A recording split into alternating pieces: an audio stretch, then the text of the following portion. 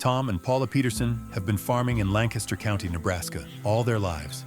This is more than just their livelihood. It's a legacy, one built on a deep love and connection to the land, and a commitment to passing down resilient, healthy land to the next generation. We've been farming together for almost 40 years this year.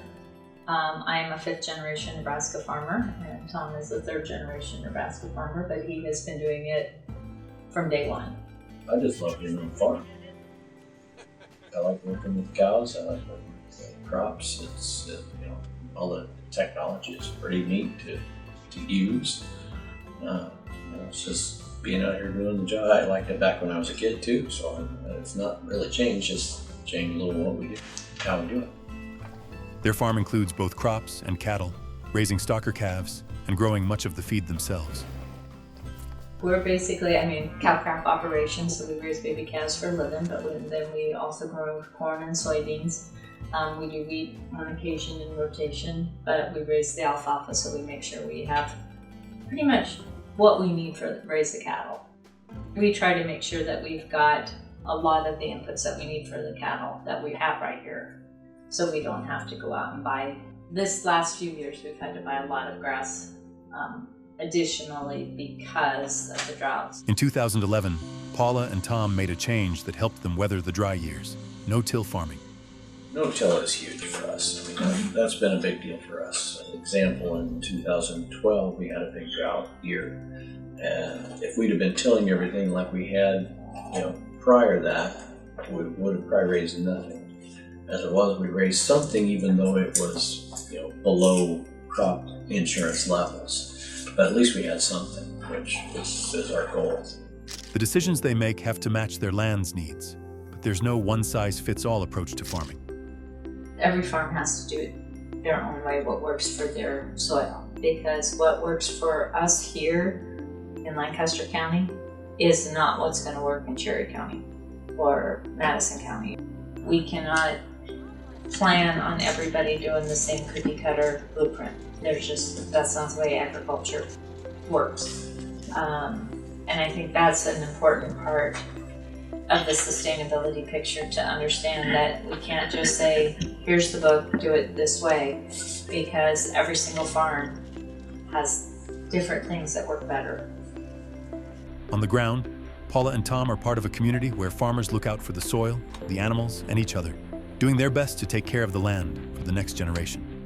I had decided a long time ago that I want to be a resource for people that have questions about agriculture. Ag literacy is super, super important to me, and being a part of, whether it's ag in the classroom, working with kids, or being a contact for our local media, that I really want people to feel comfortable in asking us how we're doing it. I feel consumers today want to know more about the process. I think right now we're looking at, most people are 3 to 4 generations removed from the day-to-day agriculture. Only 1% of us is production agriculture, even though 1 in 4 jobs in Nebraska are tied into agriculture. There is a lot of fear when you don't understand the practices. And so if we can make what we do seem normal, that they understand why we're doing the why behind what we're doing, and that we're pretty transparent about the how we're doing it.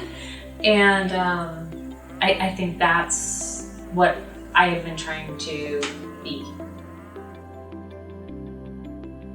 I honestly think most of the farmers that we work in our neighborhood that we're involved with, they really do want to know that their land will be as productive as it is today, tomorrow, and in the future. And so they are always looking for new research or new innovations that can make it work better. I think farmers on the whole, there's a reason they want to be farmers, and it's because they have that tie to the land, and it is important. It's part of your soul. I mean, farmers, if you're going to be a farmer, it's just who you are. You take a great deal of pride in taking good care of your land and your animals. It is who you are. It is a part of, I don't know a farmer one that wants to have somebody drive by and go look at that field and go, oh, yeah. Every farmer that I know really, really is trying to do the very best they can with what they have.